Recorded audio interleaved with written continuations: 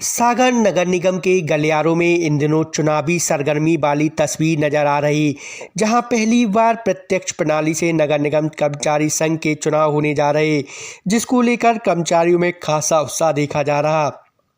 अध्यक्ष सहित 4 पदों के लिए मतदान प्रक्रिया से निर्वाचन होना है, जिनमें चुनावी मैदान में उतरे प्रत्याशी अपने पक्ष में माहौल बनाने और कर्मचारियों का समर्थन हासिल करने पूरा जोर लगा रहे। सबसे ज़्यादा रोचक मुकाबला अध्यक्ष पद के लिए माना जा रहा, जहां 4 उम्मीदवार मैदान में ताल ठोक रहे, तो वहीं उपाध्यक्ष और सचिव पद पर आमने सामने की टक्कर देखी जा रही।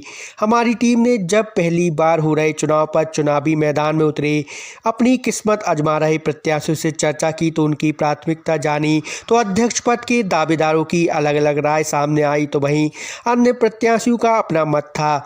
सभी प्रमुखता से कर्मचारियों के हित में काम करने का दम भर रहे। जिस तरह की परेशानी नगर निगम के कर्मचारी परिवारों की है, उनके निराकरण के लिए हर स्तर का प्रयास की बात कह रहे। पूरी तरह से इन चुनावों में भी चुनावी आचार संहिता की गाइडलाइन का पालन किया जा रहा। 19 तारीख को मतदान होगा और देर शाम मतगणना के साथ ही तस्वीर स्पष्ट होगी कि किसके सर नगर निगम कर्मचारी संघ के अध्यक्ष का ताज सज गया है। हमने उपाध्यक्ष पद पे दावेदारी की है। एकमात्र महिला कर्मचारी हैं। हम 29 वर्ष से यहाँ सेवा काल में हैं। कर्मचारियों के हित में करेंगे और करना भी है। हमें बहुत दिन से हमारी उम्मीद थी कि हम कर्मचारी के लिए कुछ लड़ाई लड़ें, कुछ आगे बढ़ें।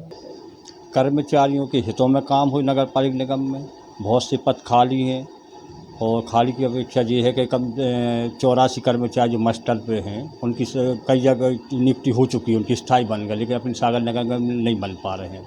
उनकी सबसे पहले अपन का तरीके से स्थायी बन हो जाए, ना नियमानुसार सबका वो हो जाए। क्या है, 10-11 हज़ार में कुछ नहीं होता आज के समय पे।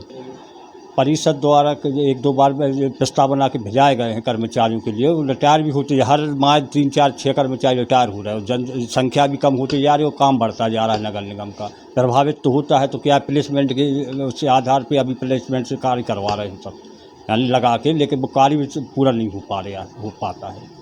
कर्मचारियों की नए युवक हैं, वो बेरोजगारी बढ़ती जा रही है। उनको अगर नियुक्ति वो हो जाए नगर निगम, तो इसका काम का भी बोझ कम हो जाएगा और नए लड़कों को काम भी मिल जाएगा उनकी नियुक्ति वगैरह। और हम कर्मचारियों के लिए जो चुनाव की प्रक्रिया लागू की गई है बहुत अच्छी है, और इसमें कर्मचारियों की बहुत सी समस्याएं हैं। जैसे जीपीएफ में 5% का भुगतान किया जाना, जो कि सरकार के यहाँ से करीब 8-8.5% है, वो नहीं किया जा रहा है, वो है। दूसरी चीज़ है कि अर्धकुशल, कुशल और उच्च कुशल की जो समयावधि नहीं है, कितने समय में इनको किस पद का वेतन दिया जाना चाहिए, दूसरी ये है।